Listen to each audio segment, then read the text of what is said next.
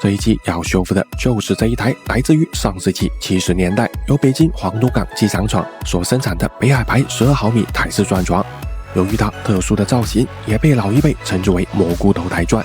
既然要修复的物件是国产的，那么这一位正在进行拆卸的修复大神，他也同样是国产的，他就是来自于山东的维新工厂新哥。话说这已经是小麦第2次解说新哥的作品，相对于上一次来说，这一次新哥的修复无疑更为的精致，同时在手法上也有很大的变化。而这里为了防止主轴复位弹簧爆炸，新哥是用了一节管材来进行辅助拆卸，而先拆下的这部分零件也就是台转的竞技手柄模块，其他零件的问题都不是很大，主要就是这个塑料的刻度环和压盖确实没啥质感，所以新哥决定来上一波马克牛丸，通过车床来加工出更加具有质感的金属版本刻度环和压盖。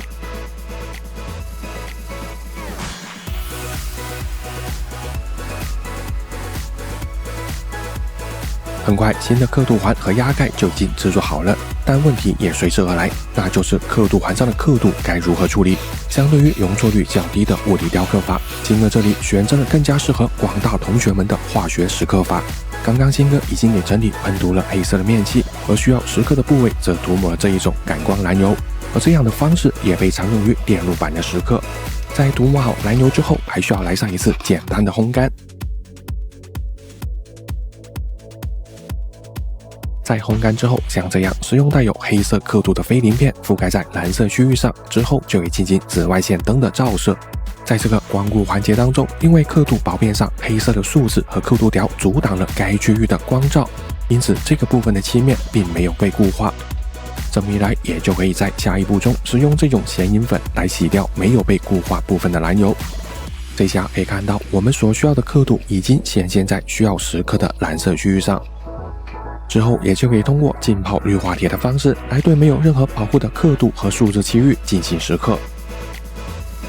最后再通过脱漆剂来将黑色以及蓝色的漆面去除，那么整个蚀刻流程也就顺利的完成。那么为了方便大家的理解，小麦这里也是整理了一份完整的步骤表格来给大家参考一下。当然，如果不想这么麻烦的话，也可以采用贴纸外加电解蚀刻的方式来进行刻度的处理。至于其他部分的零件，则会通过超声波清洗机外加碳氢清洁剂来进行一轮深度的大清洗。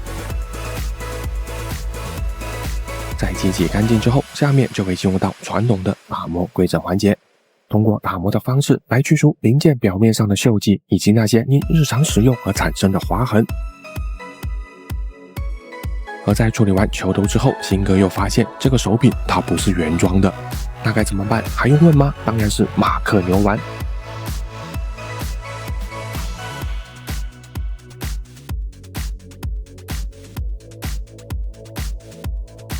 那么除了制作3根手柄以外，新哥还贴心的给他们配备了新的塑料球头，这一点就非常的细节，而且尺寸也非常的合适。下一步便是对这些需要展示外观的零件进行镀镍保护处理。由于药水中含有光亮剂，所以镀镍出来的效果还是非常闪亮的。而其他有着精度要求的零件，在清理之后也只需要简单的抛光一遍即可。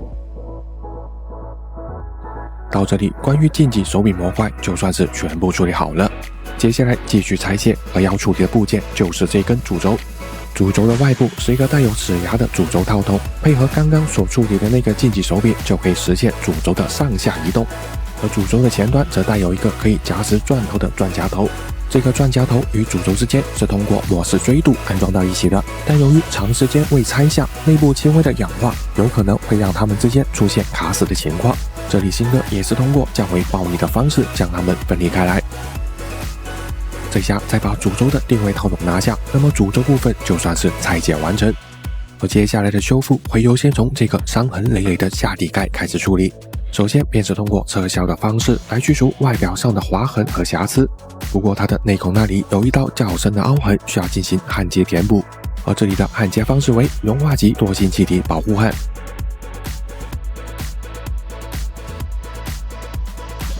最后再进行一遍镀镍保护，这个底盖就算是处理好了。那么这一些有着精度要求的零件无法做过多的处理，只能尽量的将它们清理干净。另外那个巨大的主轴套筒也是一样的处理方式。接下来就会对剩下的部分继续进行拆卸，而这一次也会将剩下的部分全部拆解完。那么刚刚拆卸下来的3项电机，经过检测是没啥大的问题，只需要做一下清理和漆面工作即可。而这一下再把立柱与底座分离开来，那么整体的拆卸也就顺利完成。经历一遍大清洗之后，现在开始处理这些底座上的坑坑洼洼。在打磨掉内部顽固的锈迹之后，和之前一样，都会对它们进行焊接填补。而在打磨规整掉多余的焊料之后，终于是来到我们等待许久的喷料进拆环节。那么这一次所使用到的喷料，它就是中钢玉，你猜对了吗？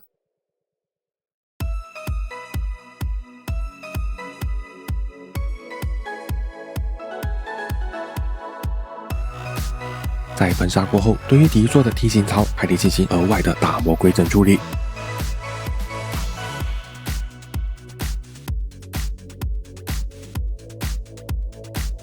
至于其他需要喷涂漆面的部分，则会先进行一轮原子灰的填补。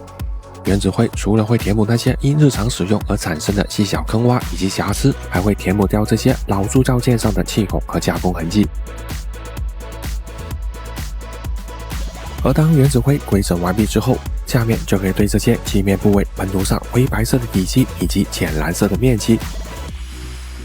那么除开这个底座以外，主轴壳体以及电机等等都会进行一样的漆面喷涂。接下来要处理的就是这些配件，还是一样会先通过碳氢清洗剂以及超声波清洗剂来上一轮大清洗，之后再对它们进行软膜抛光和镀裂保护。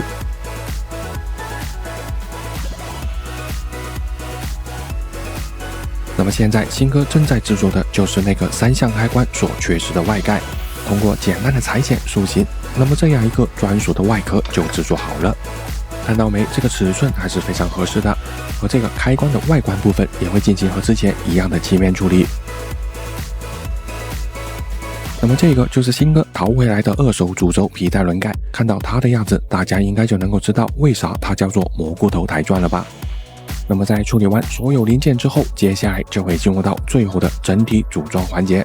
关于这一台型号为 J512B 的台式钻床，它的各大部件均为铸铁一体成型，工作台的尺寸为250乘250毫米，主轴的行程为100毫米， 0.6千瓦的电机，再搭配上4级讨论调速，转速是可以从490调到4090。它是以苏联的2A112型台钻为基础，再结合上上海仪表机场工厂的 J512型优化而来的。作为改进版本的 B 型，它主要增加了主轴锁紧装置和取消了原本底座的镂空设计，增强了整体的稳定性。而这个型号在1976年就停产了，累计产量约为1800台，主要分配给北京本地以及一些3线单位的机械制造厂。在简单的了解下背景故事之后，这下再把3个名牌分别装上，那么这一台上世纪70年代生产的北海牌台式钻床也就正式修复完成。让我们跟随镜头回顾一下修复前后的样子对比。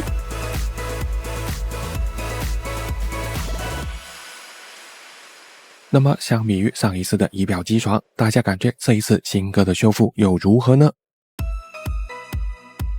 而在实际测试之前，还得先用百分表来测试一下精度。可以看到同轴这里大约有 0.5 毫米的跳动，这样的精度对于一台1975年的设备来说是完全够用的。下面就用上不同的材料来检测一下它的实际使用效果，并且为了更好用，新哥这里还给它加装了14滑台和虎钳。首先来测试这块铝材。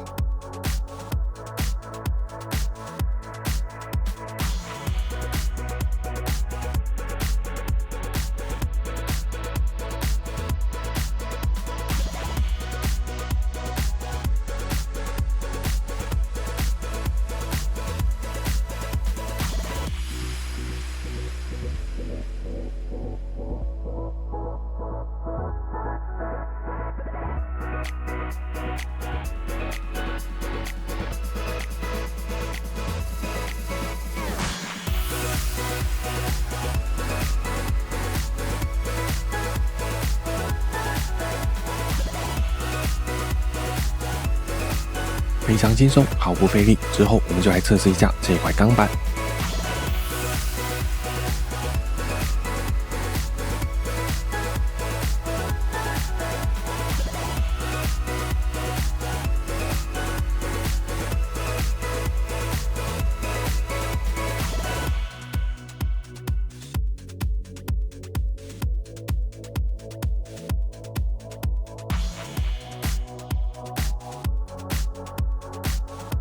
测试通过。那么本期的修复视频就到这里了，感謝大家的觀看，歡樂嘅時光過得特別快，有時候同大家講拜拜，再一次謝謝大家來到麥克斯的修復領域。